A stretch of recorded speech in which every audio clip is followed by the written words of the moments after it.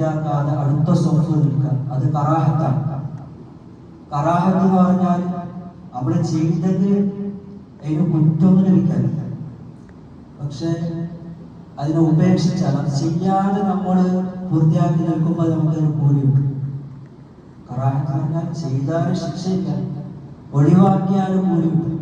ആ ഒരു കറാഹത്ത് ചെയ്യാതെ നമ്മൾ പൂർത്തിയാക്കി നിൽക്കുമ്പോൾ അതിന് കൂലി കിട്ടും.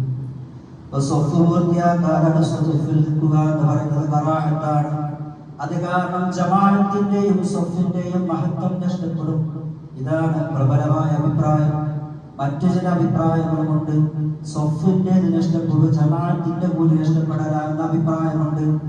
എന്നാലും വൻദോഷങ്ങളിൽ പെട്ടതാണ് എന്ന് ഇബ്നു ഹജർ റളിയല്ലാഹു അൻഹു പറഞ്ഞിട്ടുണ്ട്. നമ്മുടെ മദ്ഹബിൽ അത് കറാഹത്താണ്, എന്നാൽ അത് വൻദോഷങ്ങളിൽ പെട്ടതാണ് എന്ന് ഇബ്നു ഹജർ റഹിമഹുല്ലാഹു പോലുള്ളവർക്ക് പറഞ്ഞിട്ടുണ്ട്. അതുകൊണ്ട് സ്വഫ് പൂർത്തിയാക്കി അടുത്ത സ്വഫ് വെക്കണം.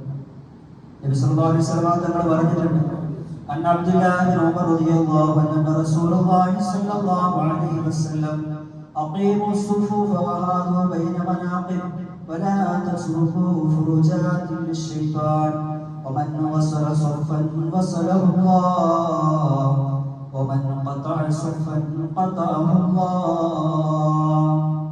നബി സല്ലല്ലാഹു അലൈഹി വസല്ലം തങ്ങൾ പറയുകയാണ്, നിങ്ങൾ നിസ്കാരത്തിന് വേണ്ടി സ്വഫായി നിൽക്കുക.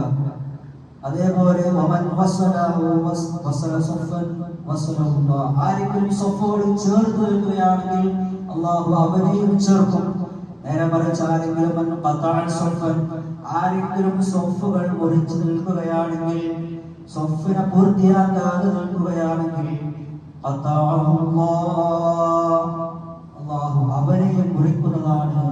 എന്ന് വെച്ചാൽ അവനെയും അല്ലാഹു ശപിക്കുമെന്നാണ് അർത്ഥം. അതുകൊണ്ട് നമ്മളൊക്കെ കഴിയുന്ന പരമാവധി സ്വഫുകൾ ചേർത്തുകൊണ്ട് അത് പൂർത്തിയായതിനു ശേഷം അടുത്ത സ്വഫ് കിട്ടാൻ വേണ്ടി ശ്രമിക്കുക.